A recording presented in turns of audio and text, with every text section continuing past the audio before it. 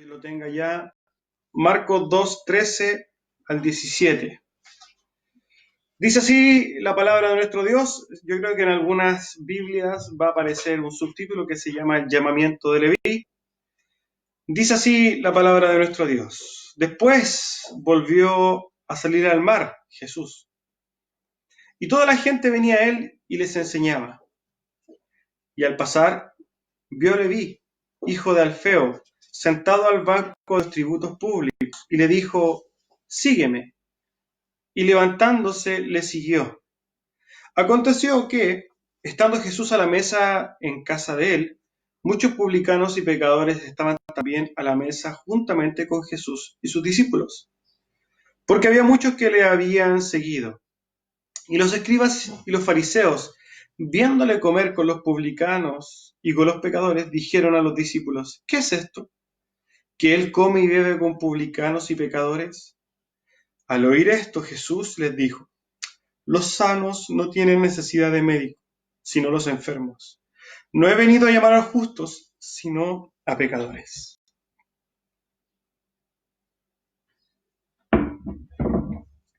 El sermón del día de hoy, tal como lo publicamos, el título es El llamamiento de Mateo el pecador.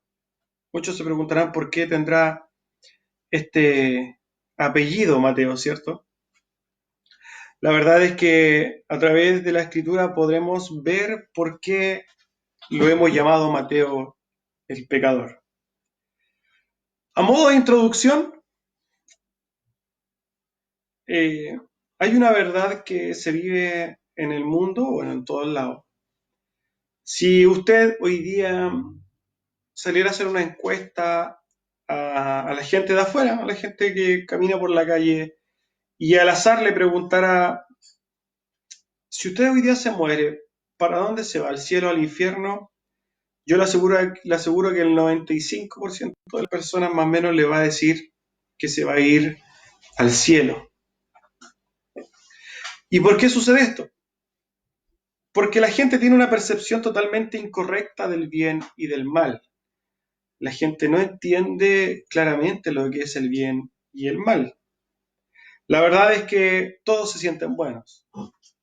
La gran mayoría de las personas se sienten buenos. Y se pueden sentir buenos porque llevan una vida moralmente plausible o una vida moralmente buena. Puede, por ejemplo, que estas personas sean personas incluso religiosas, pueden ser personas que hacen caridad, etc. Otra gente tiene un estándar más bajo para llamarse buena y dice: bueno, yo soy bueno porque no mato, no asesino, no robo. Y por eso se consideran buenas. La verdad es que todo el mundo, y hablando del mundo me refiero a la gente que no conoce ni la palabra de Dios ni al Señor, tiene una percepción totalmente errada respecto de esto. Y esa percepción equívoca, errada, lamentablemente va a traer consecuencias eternas en sus almas, porque va a acarrear una condenación eterna. Esto solamente lo estoy diciendo a modo de introducción. A través de este pasaje vamos a poder ver por qué.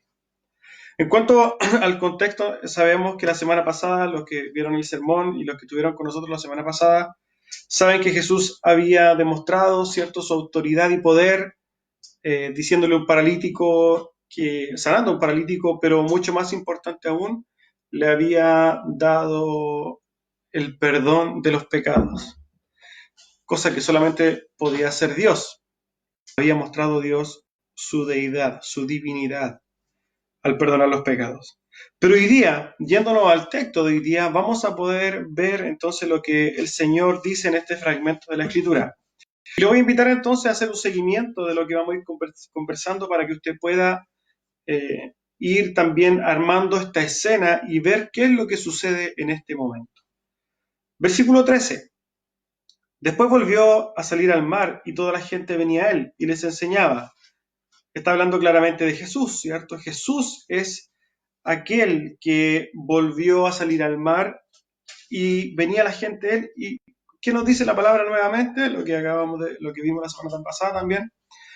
Ejerciendo Cristo su principal ministerio, que era el de la enseñanza. Vuelvo a repetirlo.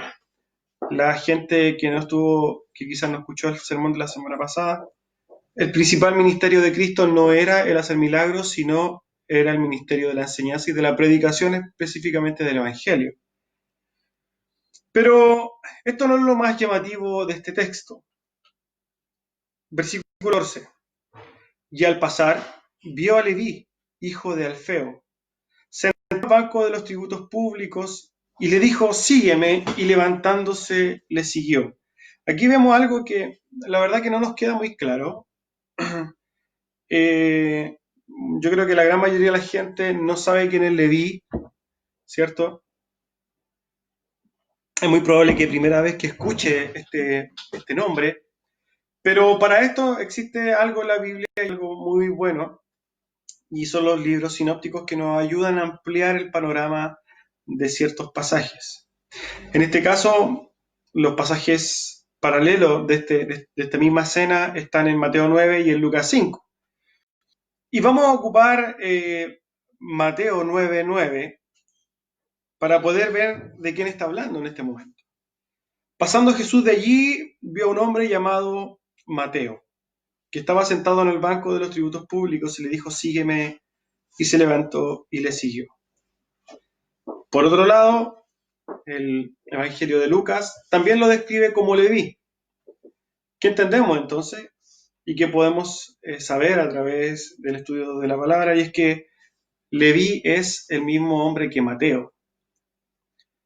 Ahora, cuando nosotros vemos en nuestro título de la Biblia el llamamiento de Leví, pero en el título del sermón hablamos del llamamiento de Mateo, vamos a quedarnos que Leví claramente es Mateo, ¿cierto? Uno de los discípulos del Señor. Ahora bien, mucha gente se va a preguntar, ¿y cuándo fue cambiado el nombre? La verdad que entrar en ese detalle es bastante complicado porque no hay luz de esto. No es como cuando Jesús le dijo a Cefas, ahora tú te vas a llamar Pedro, no aparece en el texto esto. Así que nosotros no nos vamos a tratar de meter o tratar de investigar un detalle que la verdad que no es tan importante.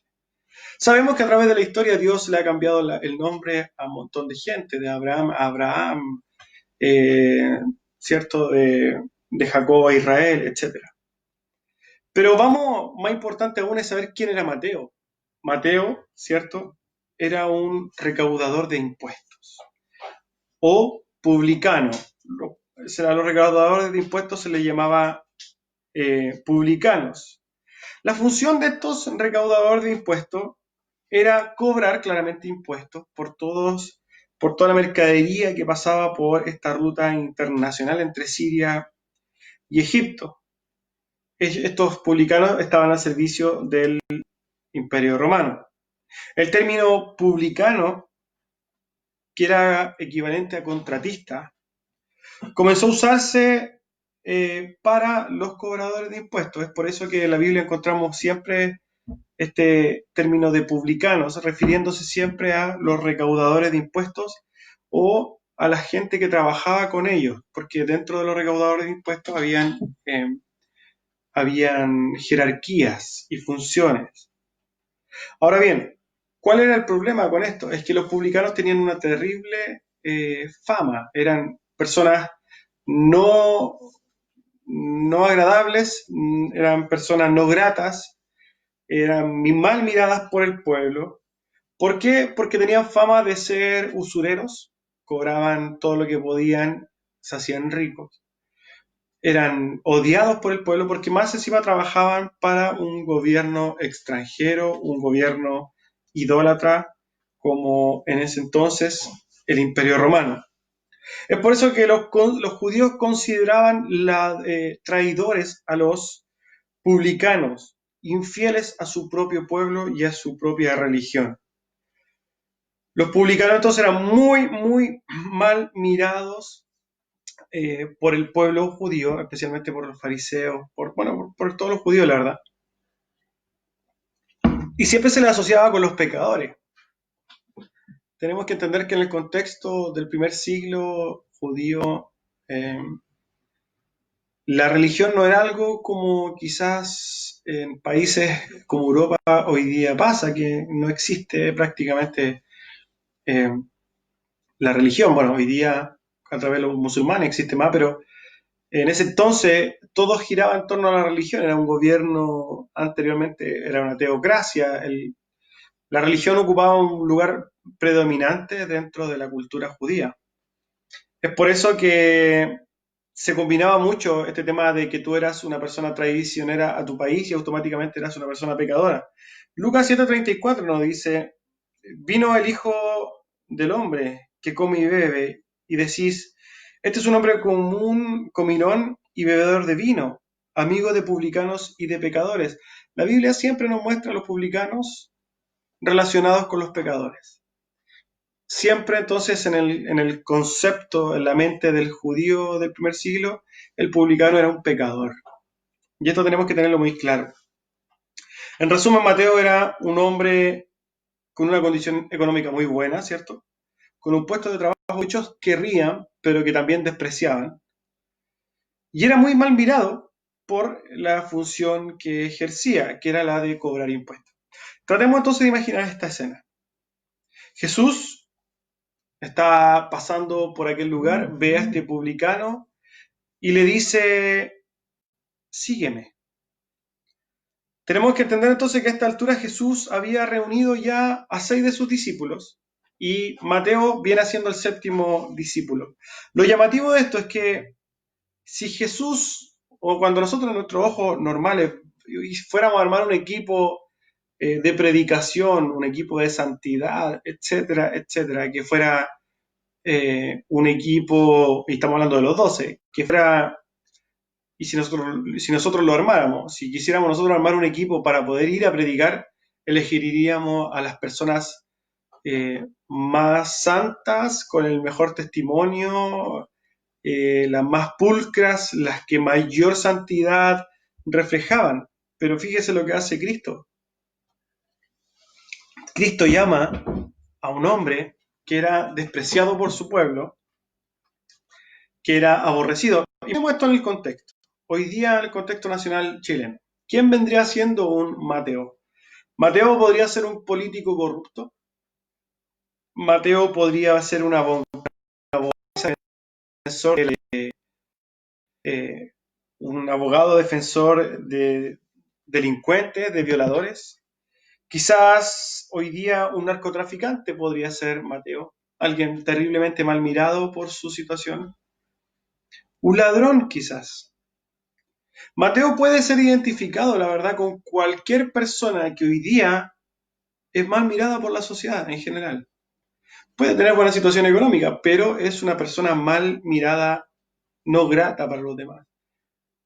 Y Jesús empieza a armar su equipo y llama a este hombre. Es como que si Cristo de repente hubiera estado en este tiempo y hubiera pasado, ¿cierto?, por una población y ve al narcotraficante más grande del lugar y le dice, sígueme. El tema es que nosotros, siendo espectadores de esta situación, ¿qué haríamos?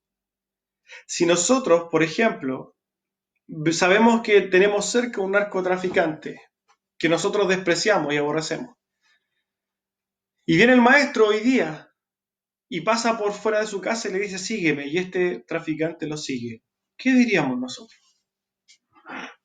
¿Diríamos, gloria a Dios, que el Señor mira lo que hace, mira las grandes maravillas?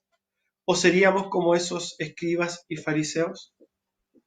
¿Qué pasa si Dios llama al ladrón de tu cuadra, de tu esquina, del que vive enfrente, quizás, no sé, y Dios lo llama? ¿Seremos nosotros entonces jueces para decir, no, es que no puede ser? ¿Cómo puede ser? Veamos cómo respondió Mateo. Mateo respondió al llamado diciéndole, Lucas 5 nos dice, y dejándolo todo se levantó y lo siguió. Mateo entonces, este hombre que era un, entre comillas, ladrón, un personaje mal mirado dentro de su comunidad, dejando toda su condición económica, dejando sus privilegios, porque independientemente de que fuera mal mirado, tenía privilegios por su economía, dejándolo todo, dice que él lo siguió.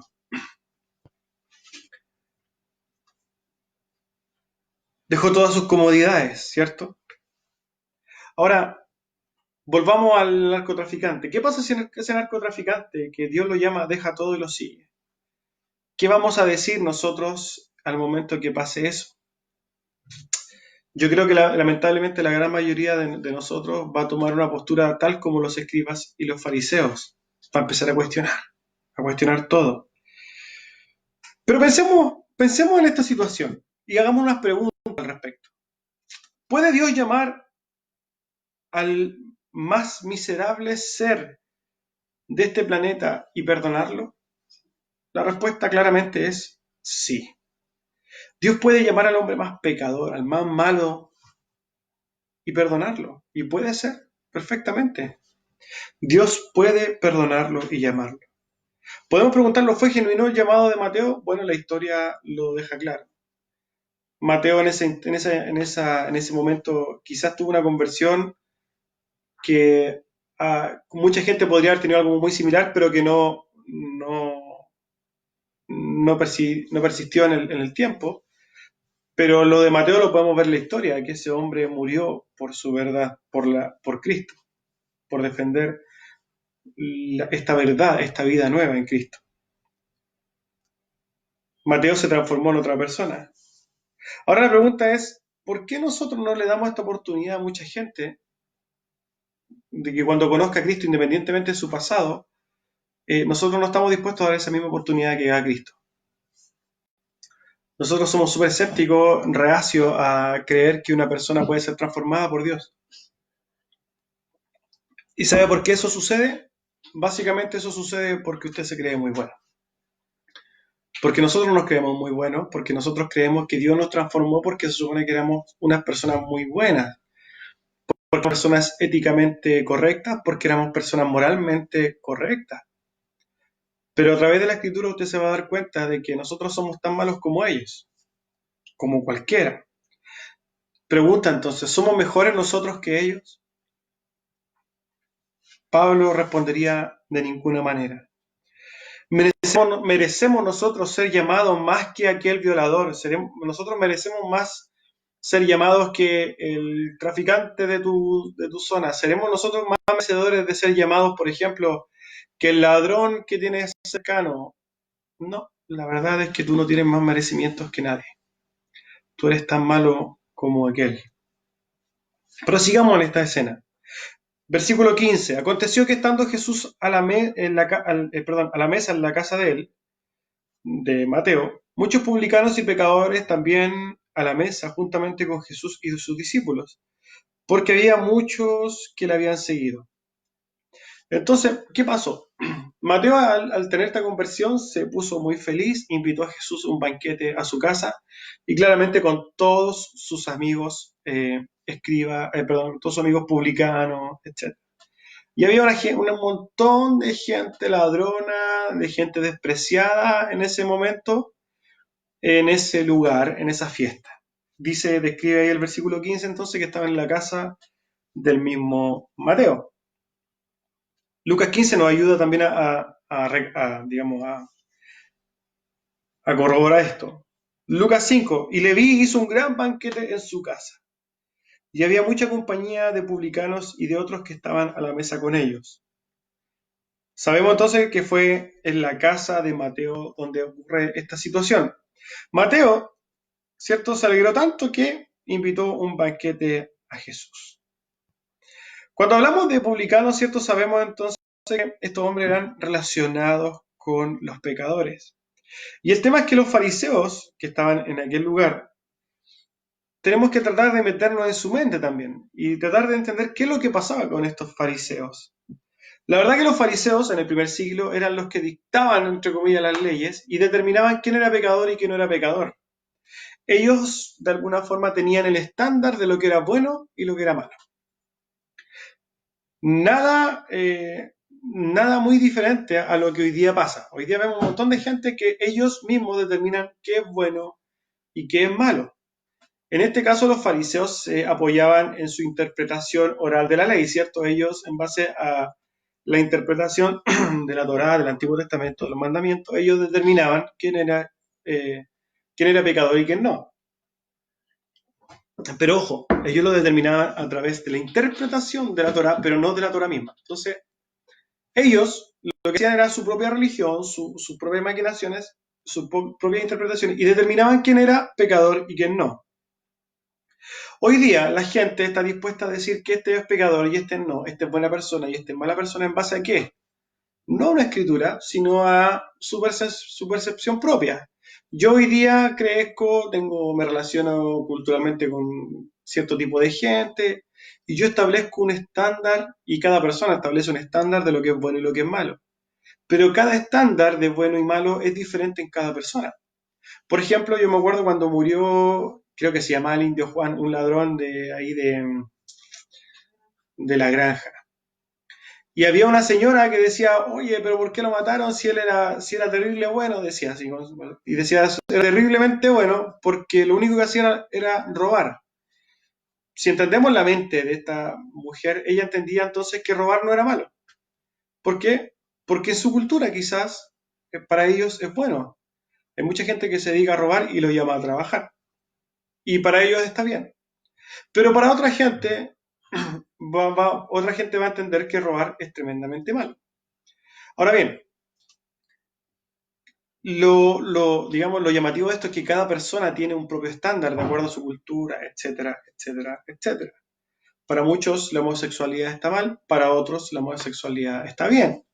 Para muchos, no sé, mentir, hoy día en la sociedad mentir es irrelevante, todos mienten, y no es malo. Pero para otra persona mentir está mal, es un pecado.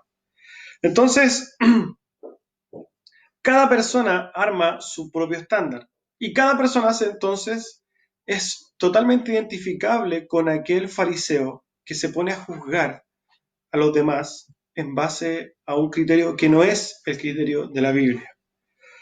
Volvamos entonces nuevamente a la escena. Sabemos que están ahí los pecadores, perdón, los publicanos, llamados pecadores, y la verdad que ellos eran pecadores, y nosotros podemos determinar que eran pecadores, pero no por transgredir la ley oral de los fariseos. La verdad que ellos eran pecadores porque habían transgredido la ley de Dios. Esa es la verdad de las cosas. Al robar ellos habían transgredido la ley de Dios y básicamente ellos eran pecadores. ¿Por qué? Porque entendemos que todo, hermano, todo ser que peca es un pecador, ¿cierto? Y todo pecador está claramente destituido, ha transgredido la ley de Dios. Y el tema, y lo que nosotros tenemos que tratar de comprender hoy día es, ¿qué hay de nosotros? ¿Qué hay de ti? Y aquí estamos hablando de cualquier persona que está escuchando este mensaje. Y esta pregunta es una pregunta, ¿cierto?, que tienes que hacerte a ti mismo. ¿Qué hay de ti? ¿Tú eres pecador? Mucha gente cree que no es pecadora, pero nosotros a través de la Biblia podemos entender qué es pecador y tener un parámetro real respecto de lo que es bueno y lo que es malo, y podemos comprender qué es pecado y qué no es pecado. Romanos 7:7, hablando Pablo, dice, ¿qué diremos pues? ¿La ley es pecado? En ninguna manera. Pero, dice, pero yo no conocía el pecado sino por la ley, porque tampoco conociera la codicia si la ley no dijera no codiciarás.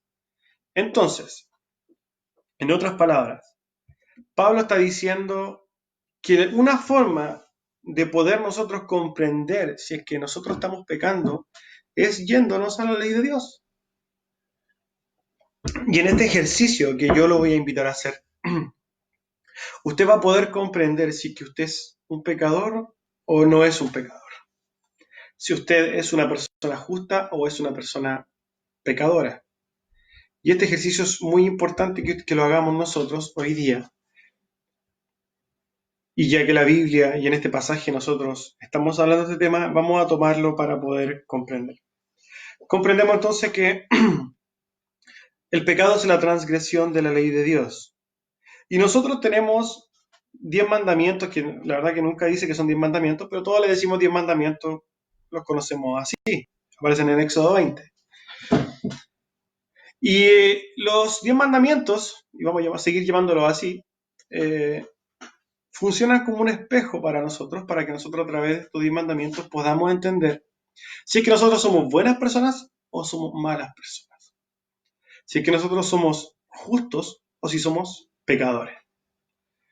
Y la verdad que cuando comenzamos a ver los 10 mandamientos, hay mandamientos que es muy probable que nosotros nunca lo hayamos transgredido, pero la verdad es que la única forma es de ponerlo a prueba. El 10.º mandamiento y el mismo que está diciendo Pablo es, no codiciarás.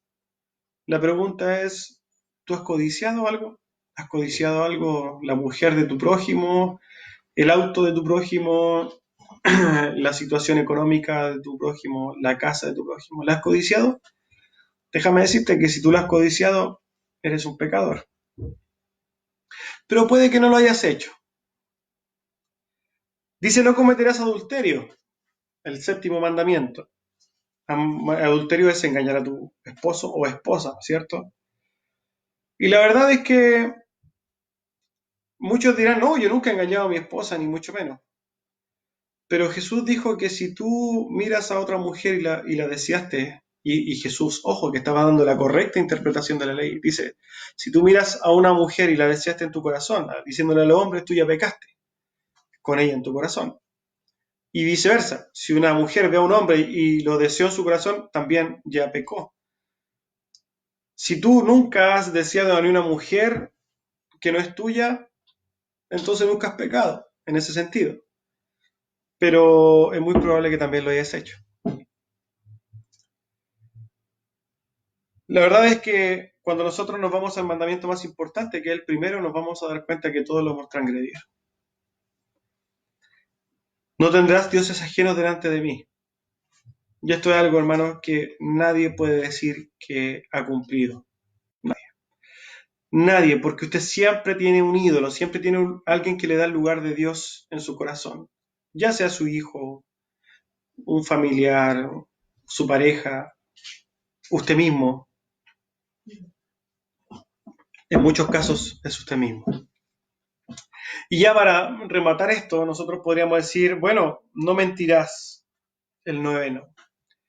Y si alguien que dice que no ha mentido nunca, ya está mintiendo. ¿Qué queremos decir y entender con esto, hermanos? Es que todos somos pecadores. En mayor o menor medida somos pecadores. Pero lo que nos destituye, lo que nos aleja de Dios no es la cantidad de pecados que tengamos, sino es el pecado mismo, aunque sea uno. Pablo enseña y dice que si, bueno, nosotros transgredimos un pecado, bueno, nos hacemos culpables de toda la ley. ¿Por qué? Porque el más mínimo pecado aleja al hombre de Dios. Adán cometió un pecado y se alejó eternamente, se alejó de Dios, digamos, murió, se separó de Dios. ¿Cómo te sientes ahora? Y tú que estás escuchando, ¿tú te das cuenta que eres pecador? La verdad que no hay una opción para que tú digas, yo no tengo pecado. Jesús mismo dijo, el que dice que no tiene pecado, el tal es un mentiroso. ¿Por qué? La misma escritura nos dice, Romanos 3:23, por cuanto todos pecaron y están destituidos de la gloria de Dios. Tú, persona que estás escuchando, hermano, cualquiera que está escuchando este sermón, si tú mueres hoy día sin Cristo, por más moralmente maravilloso que seas, por más religioso incluso que seas, por más, digamos, buena persona para los demás, si hoy día tú te mueres, hoy día tú estás condenado. ¿Por qué? Porque tú eres un pecador, porque tú constantemente has pecado. No hay otra opción para el mundo. ¿Por qué? Porque el mundo ha pecado. Todo el mundo ha pecado. Y tú, el que estás escuchando, no puedes decir yo no tengo pecado. Lamentablemente te tengo que dar esta información. Si usted muere hoy día, usted se va a una condenación eterna.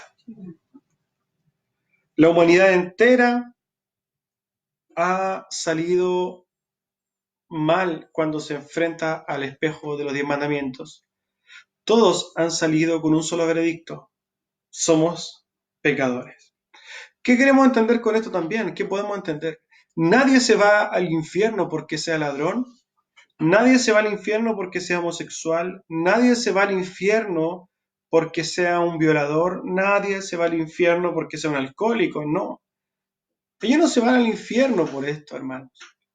Las personas se van al infierno porque no tienen a Cristo. Esa es la verdad de las cosas. Jesús dijo: el que cree en mí ya ha sido salvado, el que no cree en mí ya está en condenación. ¿Por qué? Porque por cuanto todos han pecado, todos están destituidos de la gloria de Dios. Todos, hermanos, todo el mundo está en enemistad con Dios. Versículo 16. Los escribas y los fariseos, viéndole comer con los publicanos y con los pecadores, dijeron a sus discípulos: ¿qué es esto que él come y bebe con los publicanos y pecadores? ¿Qué es lo que no entendían entonces estos escribas y fariseos? Ellos no entendían lo que acabamos de ver. Ellos creían que a través del sacrificio de los animales que tenían como obra de Cristo, ellos no tenían pecado. Ellos estaban dispuestos a acusar a los demás de pecadores, pero no estaban dispuestos a ver el pecado en el que ellos estaban. Y muy similar, en estos escribas y fariseos se identifican muy claramente con toda la gente moralista que dice: pero es que el de allá es peor que yo, pero es que el de allá hace tal cosa, pero es que este es de tal manera, es que ese es violador, es que todos los demás deberían irse al infierno, pero yo no. Todas estas personas que piensan así, lamentablemente, vienen siendo igual que aquellos escribas y fariseos, que ven el pecado en los demás, pero no pueden ver su propio pecado.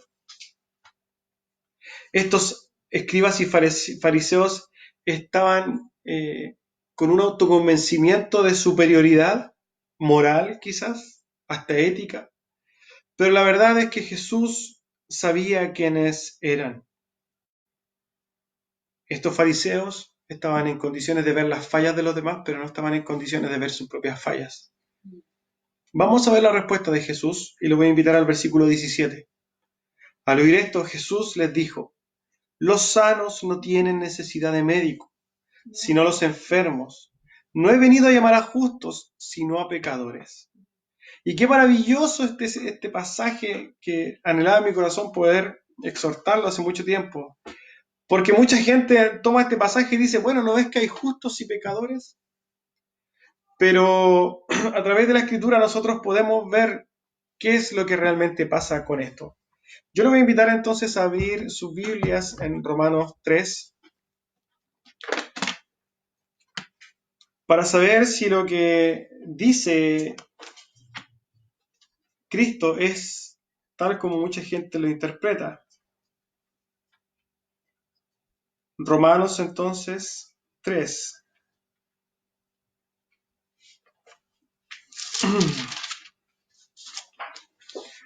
Desde el versículo 9 al 18. Fíjense lo que dice desde el versículo 9 al versículo 18. ¿Qué pues? ¿Somos nosotros mejores que ellos? En ninguna manera, ¿cierto?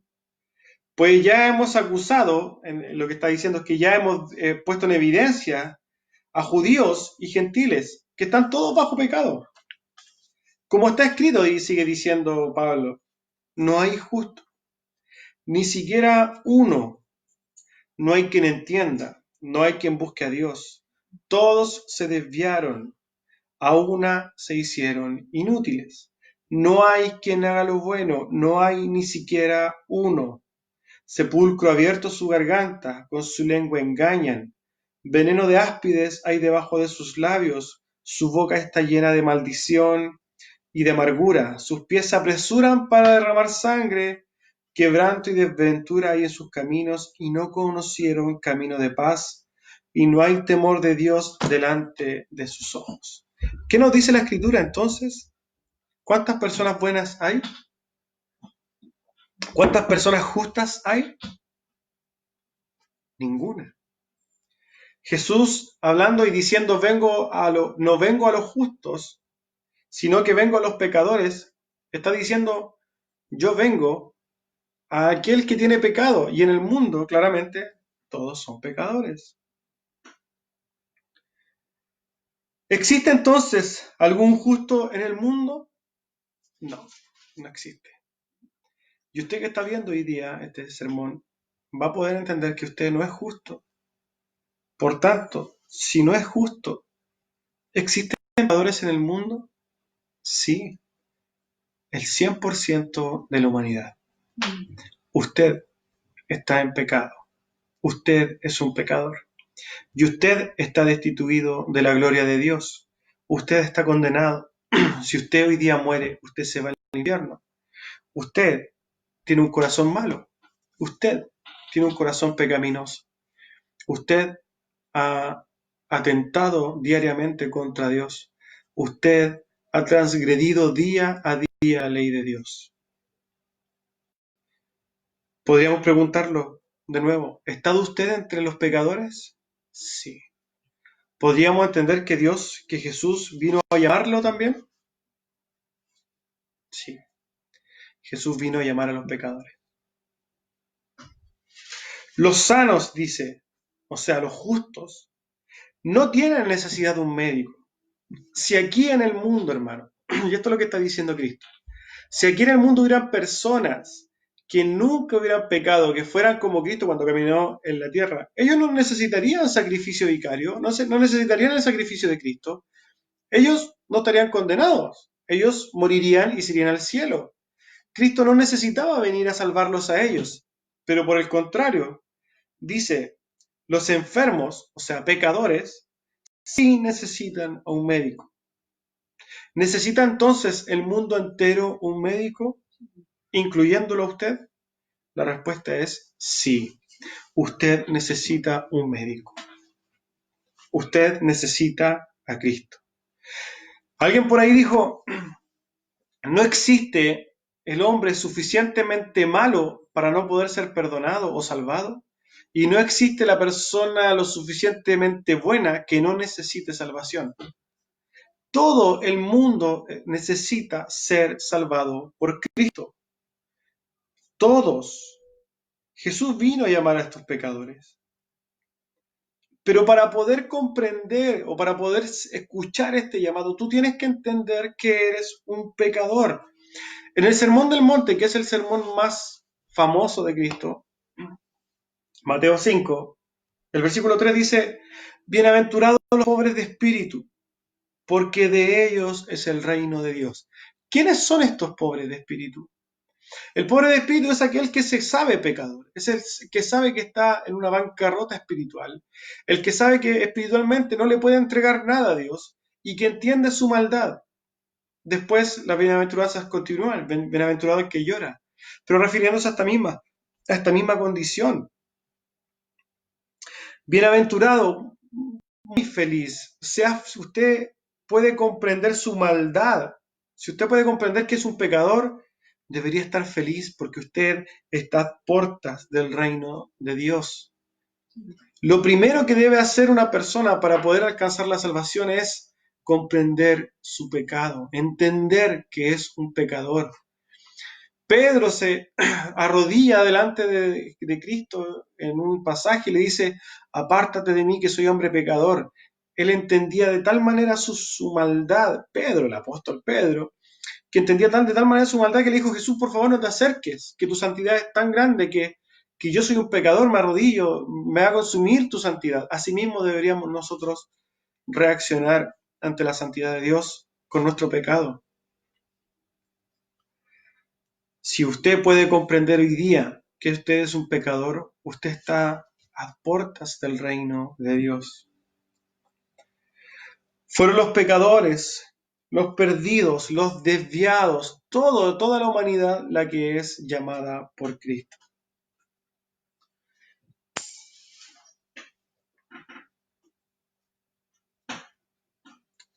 Tú debes comprender, hermano, entonces a través de esto, que tú no eres mejor, que tú no vas a ganar una salvación respecto del traficante, tú no eres mejor que el violador, tú eres un pecador y estás condenado igual que ellos, porque tú transgrediste la ley de Dios. Lucas 5, respondiendo a Jesús, le dijo, los que están sanos no tienen necesidad de médico, sino los enfermos. No he venido a llamar a justos, sino a pecadores al arrepentimiento. Este es el llamado que hace Dios. Dice Cristo, ese es el llamado que le hace, pero a todo el mundo, porque todo el mundo es pecador. Tal como llamó a Mateo, el pecador, lo llamó porque este hombre era un pecador, tal como los demás. Quizás su pecado se veía para afuera. Quizás el de otro no se ve para afuera porque está dentro del corazón, pero todos son pecadores. Pero si Mateo, que era un hombre malo, mal mirado, podía ser llamado, cualquier persona puede ser llamada. Un violador, un traficante, todos pueden ser llamados, todos pueden ser salvados.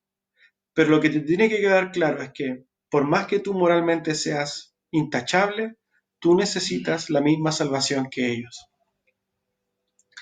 Y Cristo llama al arrepentimiento. ¿Qué es el arrepentimiento? El arrepentimiento es, la palabra griega metanoia describe un cambio de mente. El arrepentimiento es no seguir caminando como yo seguía caminando, no seguir con mi vida tal como la seguía, sino tomar la dirección contraria. Si tú antes, por ejemplo, no te interesaba lo que era relacionado con Dios, con la palabra de Dios, es decir, bueno, ahora sí, yo me voy a interesar y me voy a empezar a interiorizar, voy a empezar a estudiar, voy a empezar a querer conocer. Si tú tenías una vida de pecado, ya no es seguir en ese pecado quizás visible. Quizás si tú eras un tremendo orgulloso, un arrepentimiento, decir, bueno, yo voy a empezar a morir a mí mismo. Quizás si tú eres una persona ladrona, la idea es, un arrepentimiento sería dejar de robar. Jesús vino a llamar a todos los pecadores, y entre esos está usted. A modo de exhortación final para concluir este mensaje. El orgullo siempre ha cegado al humano. En diferentes ámbitos nosotros identificamos los errores de los demás, pero somos incapaces de ver los nuestros. Tal como Jesús lo dijo, ¿cierto? Jesús habla de esto en otros pasajes cuando dice que podemos ver la paja en el ojo ajeno, pero no podemos ver el tronco que hay en nuestro propio ojo. Asimismo, y hablando de esta escena, podemos ver cómo estos escribas y fariseos identificaban y acusaban a los demás, en este caso a los recaudadores de impuestos, de pecado. Acusaban los pecados de los demás, pero no podían ver su propia condición. La pregunta es, ¿qué hay de ti? ¿Puedes ver tu pecado? ¿Puedes ver tu condición? ¿Puedes ver que estás condenado? La verdad es que espero que puedas ver claramente tu maldad, porque esto te llevará a la búsqueda de un Salvador. Dios, hecho carne, el cual cargó nuestros pecados en la cruz. Para ser salvo, para encontrar esta salvación, lo que tienes que hacer es arrepentirte de tus pecados. Ya vimos más o menos lo que es el arrepentimiento. Creer en Jesús como tu Señor y tu Salvador y seguirlo. Pero síguelo dejando todo tal como lo hizo Mateo. Y lo demás será historia. No pierda, hermano, la oportunidad de poder encontrar la salvación en Cristo. Cristo, el Mesías prometido, aquel que fue puesto para pagar su pecado, para satisfacer la justicia de Dios. Cristo en esa cruz se colgó sin tener nada que pagar específicamente para salvar el pecado de los hijos de Dios. Usted puede ser hijo de Dios si usted reconoce a Cristo como su Señor, si usted se arrepiente de sus pecados y si usted empieza a seguir a Cristo. Lo dejamos invitado entonces para el próximo domingo a la misma hora, a las 11, para que podamos seguir en otro servicio. Vamos a orar para despedir esto y espero que este sermón haya sido de reflexión para usted, que usted pueda evaluarse con la Biblia, con los 10 mandamientos. Usted puede determinar claramente su condición espiritual. Me voy a invitar entonces a cerrar sus ojos y orar conmigo. Amado Dios, Padre Celestial, queremos darle gracias, Señor, por su palabra. Porque a través de esta revelación preciosa de su palabra, nosotros podemos comprender quiénes somos, Dios. Podemos comprender nuestra maldad. Podemos comprender, Señor, lo malo que somos, nuestro pecado, las transgresiones que continuamente hacemos, Señor, a su ley. Y podemos a través de su revelación preciosa también comprender cuál es el castigo justo por estos pecados, que es la condenación eterna.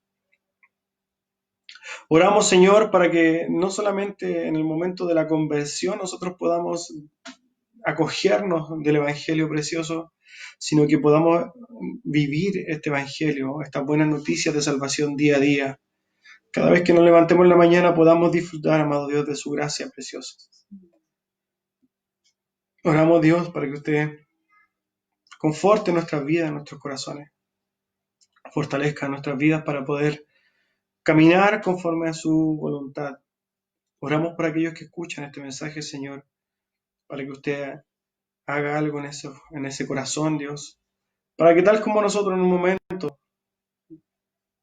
en nuestro corazón, Señor, fue cambiado de carne por usted, también lo haga con aquellos oidores de este mensaje que quizás aún están en sus pecados, que aún no entienden lo maravilloso de este Evangelio, de que vale la pena, Señor, vivir y morir por esta verdad preciosa. Y que nos espera, amado Dios, una vida eterna junto a usted, el más hermoso y precioso Salvador que pueda existir. Nos despedimos de este servicio dominical, Dios, y oramos para que este día siga siendo de bendición en nuestras vidas. Que podamos, Señor, dar testimonio de usted, que podamos presentarlo no solamente en palabras, sino también en hechos. Damos gracias, Señor, en el nombre de Jesús. Amén. Bueno, hermanos, los dejo, que el Señor les bendiga y que tengan un hermoso día del Señor. Ay, me cansé.